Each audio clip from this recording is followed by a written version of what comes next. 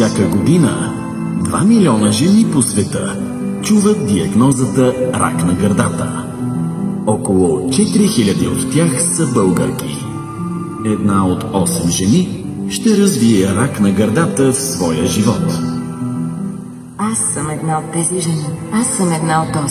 Но аз преборих болестта и днес съм по-силна от всякога. Оцелях, защото обичам гърдите си и се преглеждам редовно. Познавай добре тялото си и знай какво за теб е нормално. Непременно се консултирай с лекар, ако забележиш някой от тези симптоми. Отделяне на секрет, промяна в размера, бучки, хлътване, промяна във формата, коричка на зърното, възпаление, промяна на цвета. Грижи се за себе си. Обгърни гърдите си с любов, докато изпълняваш своята бюти рутина.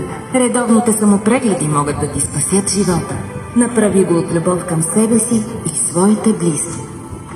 В месеца за борба с рак на гърдата дари надежда с благотворителен продукт Розова мисия. Има смисъл да го направиш. За 20 години Avon мисия срещу рака на гърдата дари над 2 милиона лева в подкрепа на хиляди жени у нас. Отвори сърцето си и се включи и ти.